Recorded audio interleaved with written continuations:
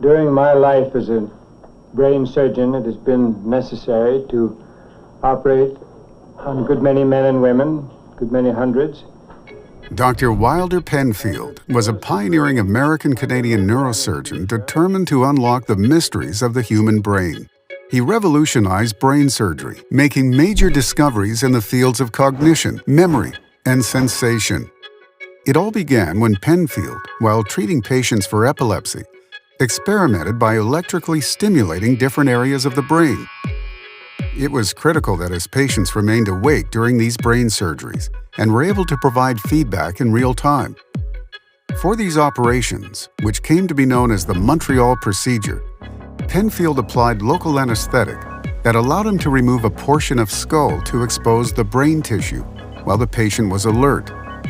He then used an electrode to apply weak electrical currents to stimulate neurons. He discovered that depending on which part of the brain he stimulated, he could cause movement, speech, sensation, and even cause a patient to relive long-forgotten experiences, all as an involuntary response to artificial brain stimulation. When I talk to them afterwards about how it seemed to them, they say it is much more real than any remembering. It is as though they were re-experiencing it.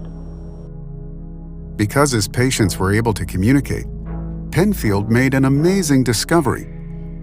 When patients were asked to perform a movement such as raising an arm, a specific area of their brain sent the necessary signals to the arm muscles.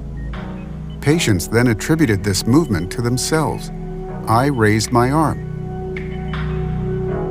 But when the doctor stimulated their brains to send the same signals, the patients remained fully conscious of the reality that their brains were being stimulated via surgery and that the doctor was the cause.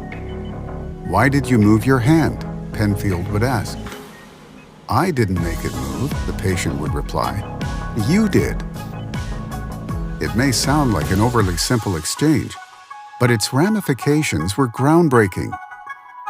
What conclusions might we draw from Dr. Wilder Penfield's experiments?